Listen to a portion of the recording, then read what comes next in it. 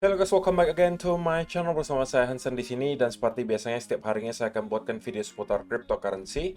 So, bagi kalian yang tertarik seputar cryptocurrency, boleh aja langsung bantu saya like dan juga subscribe. Jangan lupa juga untuk hidupkan lonceng notifikasinya supaya kalian nggak ketinggalan update terbaru seputar cryptocurrency. Oke, pada hari ini guys, kembali kita akan bahas seputaran Bitcoin, dan kita melihat market bergerak sangat gila dalam 24 jam terakhir, dan kita bakalan bahas apa penyebabnya, kemudian kira-kira apa yang bisa kita expect untuk beberapa waktu mendatang. Namun sebelum itu, kita bakalan mulai dari CoinMarketCap terlebih dahulu. Per hari ini secara global market cap crypto berada di angka 1,2 triliun dolar atau naik sekitar 1,2%.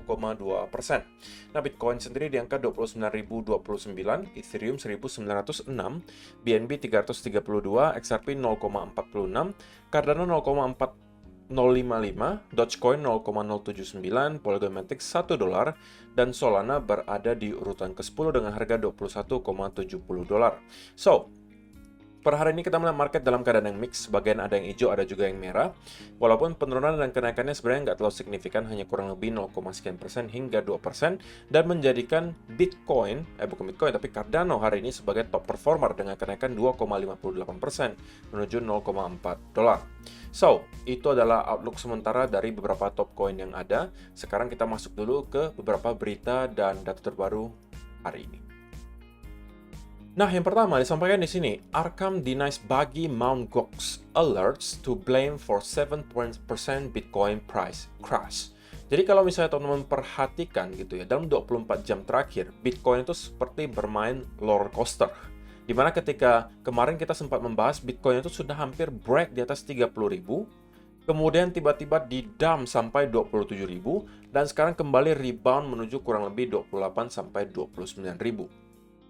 Oke, dan itu menghasilkan banyak sekali likuidasi karena kejadian dump tersebut itu terjadi dalam waktu yang sangat singkat, dan 7% dalam waktu 1 jam saja. Nah, lalu apa penyebabnya?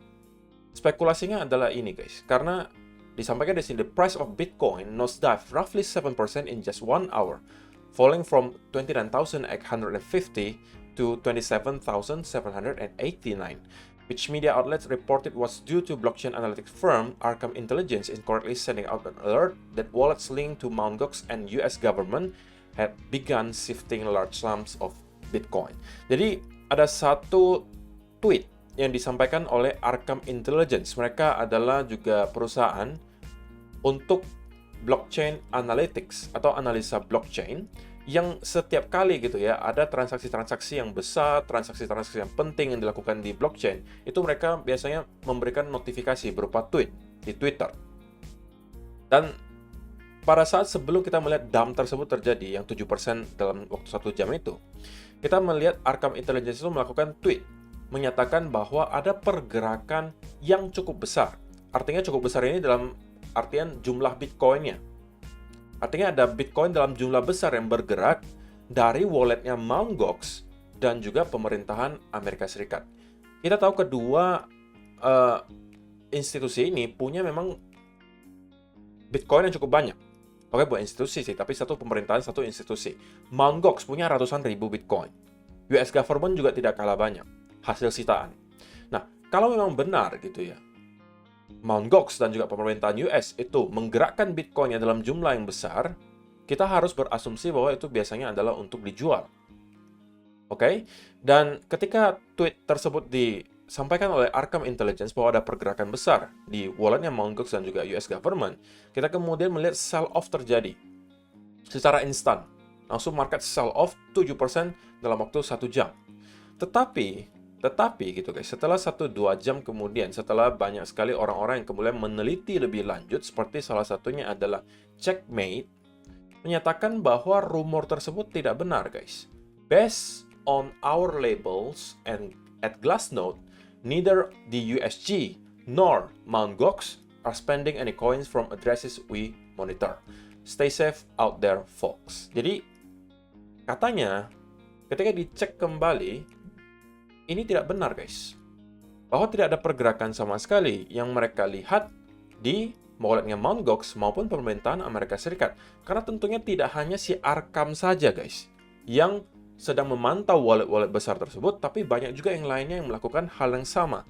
Dan kebanyakan orang menyatakan bahwa tweet yang disampaikan oleh Arkham Intelligence itu adalah tidak benar, dan itu adalah sepertinya, ini juga masih spekulasi, sepertinya adalah tujuannya untuk melakukan manipulasi di market. Tweet yang dilakukan oleh Arkham Intelligence itu diduga untuk memanipulasi market. Dan sekarang banyak sekali orang-orang kemudian menuntut gitu ya Arkham Intelligence untuk menyatakan kebenarannya, benar apa tidak gitu ya, bahwa mereka melakukan kesalahan atau memang ada unsur manipulasi yang mereka lakukan. Kalau memang benar, maka mereka harus tentunya dihukum, guys, karena mereka merugikan banyak orang loh. Kalian bisa bayangkan likuidasi yang terjadi ketika Bitcoin itu drop dari 29 ribuan hingga 27 ribuan hanya dalam kurun waktu 1 jam saja. Itu totalnya adalah sekitar 352 juta dolar. Ini uang orang semua, guys. Dan ada sekitar 78.518 traders itu ke liquid. Walaupun jika teman-teman perhatikan gitu ya, menariknya itu tidak hanya dari arah long saja yang kena, tetapi dari arah short itu juga kena, guys.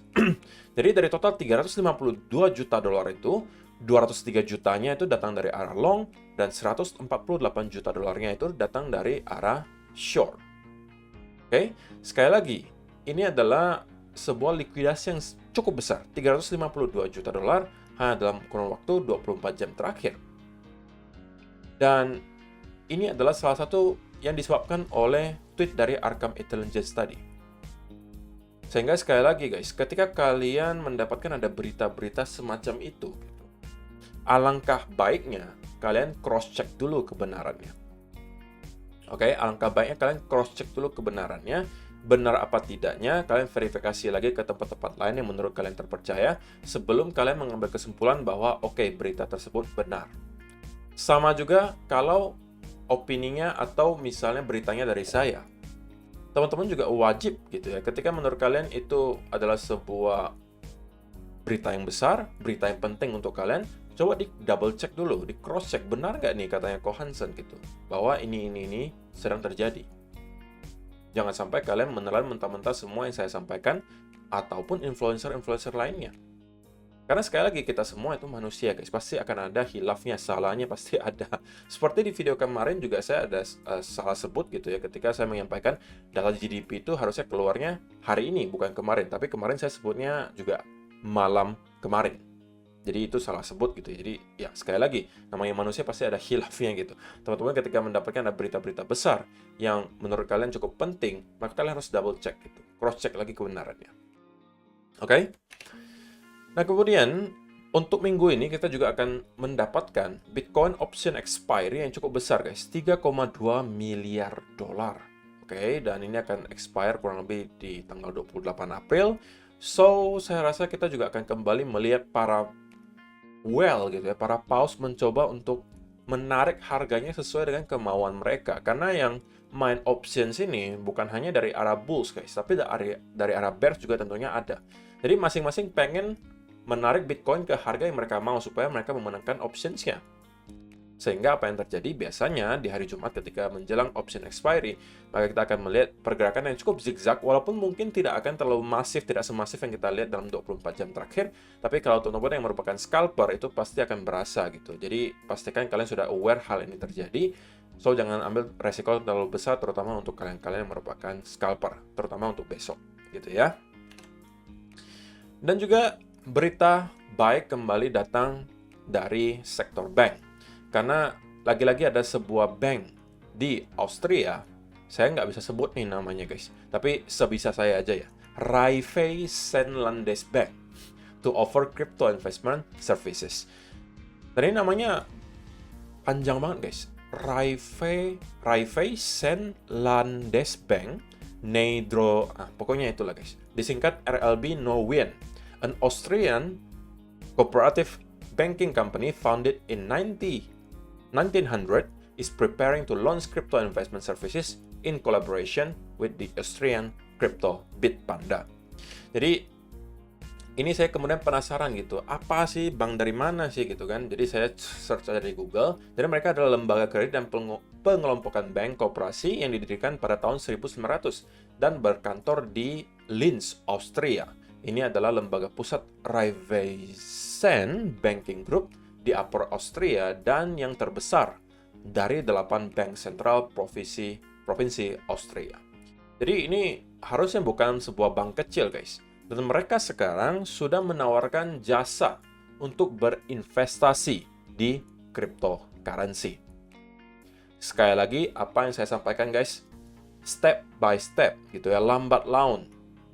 Kemungkinan bank-bank yang lain yang sekarang belum menawarkan jasa untuk berinvestasi atau kustodian cryptocurrency, terusnya bakalan berpikiran untuk melakukan hal yang sama. Kenapa? Karena sekali lagi, guys, ketika ada bank lainnya yang merupakan kompetitor mereka menawarkan jasa yang mereka tidak punyai, terlebih lagi kalau misalnya banyak permintaan akan jasa tersebut, menurut kalian apa yang akan mereka lakukan? Pasti mereka akan melakukan hal yang sama. Artinya mereka atau bank yang lain itu juga akan kemungkinan mencoba untuk menawarkan jasa antara kustodian cryptocurrency atau dapat investasi atau trading di cryptocurrency. Karena kalau tidak, maka mereka akan ketinggalan kereta dan terlanjur kemungkinan banyak nasabah yang pengen invest dan trading di crypto yang awalnya mungkin nasabah mereka itu kemudian pindah ke bank lain yang sudah duluan menawarkan jasa untuk trading, investasi atau jasa kustodian cryptocurrency. Ya kan, ini kan masalah kompetisi juga, guys. Kalau misalnya kalian melihat kompetitor kalian mempunyai satu jasa yang kalian tidak punyai dan ternyata jasa tersebut permintaannya banyak, apa yang kalian lakukan? Kalian pasti akan merasa, oke, saya harus lakukan itu juga supaya mencegah para langganan saya pindah ke tempat mereka. Karena kan kita sama-sama nih, sama-sama bank gitu kan, sama-sama untuk nabung, untuk investasi. Tapi bank satunya punya jasa untuk trading cryptocurrency dan lagi banyak mungkin permintaannya. Jadi kalian harus lakukan juga dong, kalau nggak kalian bakalan ketinggalan kereta. Nah, ini tentunya adalah berita baik untuk kita-kita yang merupakan investor dari sekarang. Kenapa? Karena semakin banyak bank-bank yang menawarkan jasa ini, semakin banyak pula masyarakat awam yang sekarang mungkin belum mengenal cryptocurrency akan start untuk melirik gitu. Apa sih itu kripto? Kenapa mulai banyak bank yang menawarkan hal itu? Mereka mulai mempelajari dan harusnya, mungkin tidak semua, tapi mungkin harusnya akan ada sebagian yang tertarik gitu. Oke, ini sepertinya menarik dan saya pengen coba untuk investasi. Sehingga semakin banyak investor baru yang masuk, apa yang terjadi kemudian? Demand-nya semakin besar, sedangkan supply Bitcoin bakalan fix di 21 juta. Yang terjadi berikutnya, otomatis harganya bakalan terus mengalami kenaikan. Oke, so itu adalah beberapa data dan berita hari ini yang pengen saya sampaikan untuk kalian, guys. Sekarang kita masuk ke chartnya Bitcoin. Dan saya pengen mulai dari 1 hour chart. Jika teman-teman merupakan traders, saya rasa kalian kalau misalnya scalping kemungkinan bisa dapat cuan. Tapi kalau kalian day trade, itu antara kalian mendapatkan cuan yang besar dalam waktu yang singkat atau kalian melihat cuan kalian itu tiba-tiba hilang seketika. Artinya kalau kalian buy di sini dan kalian kemudian tidak close posisi kalian atau take profit sama sekali di sini, maka harusnya kalian akan close antara dalam keadaan break even atau loss gitu. Dan ini tentunya adalah sebuah anomali yang kita lihat. Dan kalau misalnya teman-teman nonton video saya kemarin, saya memang sudah sampaikan juga untuk teman-teman bahwa yang kita lihat di sini adalah potentially semacam rally diikuti konsolidasi. Yang kemudian saya sampaikan ini adalah pertanda bahwa Bitcoin masih akan mengalami kenaikan minimal menuju ke area 28.600 sampai 29.000. Sebelum pada akhirnya kita akan mendapatkan semacam resistance yang cukup kuat. Alasannya sesimpel karena kalau misalnya teman-teman zoom out di sini, area sekitaran tersebut 28.600 sampai 29.000 sebelumnya memang adalah area resistance. Oke? Dan saya sampaikan, kalau misalnya kita mampu break di atas area tersebut, maka menurut saya tidak akan ada lagi alasan bagi Bitcoin untuk tidak kembali nge-retest ke area sekitaran trendline di sini. Oke? Yang walaupun hal tersebut tidak terjadi untuk sementara gitu ya, tapi kita naik luar biasa kenceng bahkan menyentuh ke angka $30.000. Dan ini adalah sebuah anomali di market karena disebabkan oleh sesuatu yang tidak kita expect. Ada sebuah FUD yang disampaikan oleh Arkham Intelligence menyatakan bahwa Mt. Gox dan juga pemerintahan Amerika Serikat itu bersiap untuk menjual Bitcoin dalam jumlah yang sangat besar, sehingga membuat market tiba-tiba mendapatkan selling pressure yang cukup kuat. Tetapi yang bisa kita lihat berikutnya adalah respons yang sangat masif juga dari bulls gitu. Dimana kita mendapatkan ada koreksi, itu kurang lebih 9%, guys. 9% dalam kurang waktu hanya beberapa jam saja. Kemudian diikuti lagi rebound, oke? Koreksinya 7%, reboundnya juga kurang lebih 8%. Oke, jadi kita bisa kategorikan bahwa ini adalah respons yang sangat positif dari para bulls. Dan untuk sementara, jika kita zoom in ke time frame 15 menit, kita lagi-lagi mendapatkan adanya indikasi rally disertai konsolidasi, guys. Mirip dengan yang kita lihat dengan di sini. Cuma mungkin kali ini pattern-nya sedikit berbeda. Tapi pada intinya yang kita lihat adalah sebuah rally diikuti konsolidasi. Yang bagi saya sekali lagi menunjukkan bahwa minimal Bitcoin akan kembali nge-retest ke sekitaran area $30.000. Atau kali ini bahkan kita bisa melihat Bitcoin untuk start kembali nge-retest ke area trendline di sekitaran 30.300 sampai area 30.600. Nah, ketika kita sampai ke sekitaran area di sini, kita harus waspada, guys. Kita harus waspada. Kenapa? Karena sekali lagi, senario di mana kita mendapatkan konsolidasi cukup lama di sekitaran area di sini, itu ada gitu. Ada. Persentasenya cukup tinggi. Gitu ya. Artinya apa? Senario di mana kita bisa aja terkonsolidasi selama beberapa waktu di sekitaran area di sini.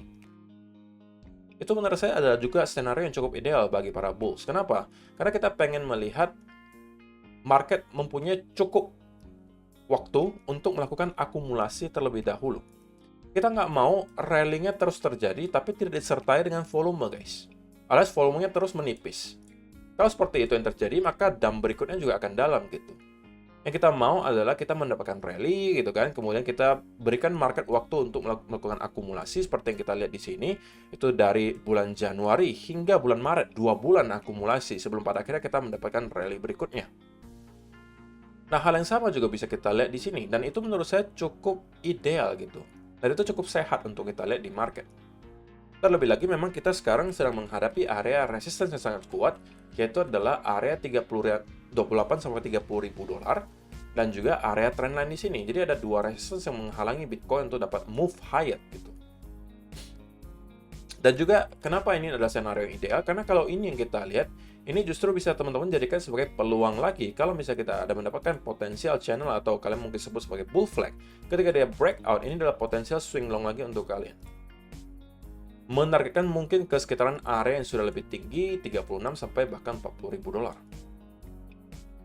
Oke, jadi untuk short term banget gitu ya, saya juga masih expect Bitcoin masih akan mengalami kenaikan minimal untuk kembali nge-retest ke area high di sekitaran 29.000 di sini, atau bahkan kita akan kembali menyentuh ke area 30.000 dolar. Oke, dan kalau itu mampu kita break, maka kita akan kembali ke sekitaran area 30.400 sampai 600. Tapi ketika sudah kita sampai ke area di sini, kita harus hati-hati karena kemungkinan besar kita akan mendapatkan semacam rejection dari sana. Nah, rejection tersebut akan tentunya menentukan arah kita berikutnya. Kalau rejection-nya terlihat sangat kuat, terlebih lagi kalau misalnya sell off-nya bentuknya seperti ini, sell off tapi diikuti kemudian bearish continuation pattern, maka ini adalah pertanda bahwa kita kemudian akan mendapatkan kemungkinan sell off yang kencang lagi, dan di gambaran besarnya adalah kita akan membuat semacam 2 atau 3 wave di sini.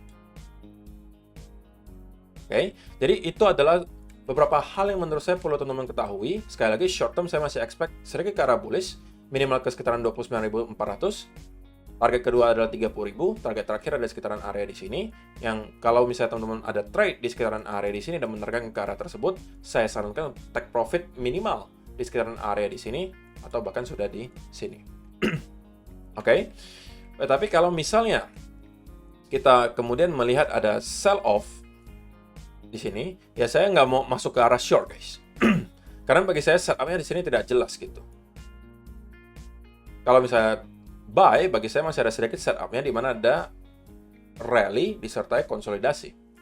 Ya walaupun untuk sekarang sebenarnya pattern continuation-nya belum terlalu jelas terlihat apa yang mau kita bentuk di sini, antara kita mendapatkan ada semacam penan gitu ya, ataukah kita mau membentuk pattern lainnya, mungkin semacam ascending triangle di sini. masih possible, kita lihat. Kalau ini yang terjadi, ini sebenarnya adalah skenario yang lebih ideal gitu daripada pennant. Saya lebih suka pattern ini kalau misalnya kita mau mendapatkan Bitcoin melanjutkan kenaikan ya. Gitu ya. Tapi kalau kalian memang tidak menemukan setup yang ideal, kalian tidak menemukan setup yang kalian mau untuk melakukan long juga, tidak ada paksaan untuk masuk ke market guys. Sekali lagi, kalau misalnya kalian melihat market bergeraknya seperti ini, gitu ya, zigzag banget, dan kalian merasa tidak mau mengambil resiko terlalu tinggi, ya sudah, kalian stay out of the market dulu, tunggu dulu marketnya calm down, berikan setup yang lebih jelas, dan kalian baru masuk lagi nanti. Oke, so saya rasa itu aja sih yang perlu saya sampaikan untuk video hari ini guys. Terima kasih yang sudah menonton sampai selesai. See you in the next video. Bye-bye.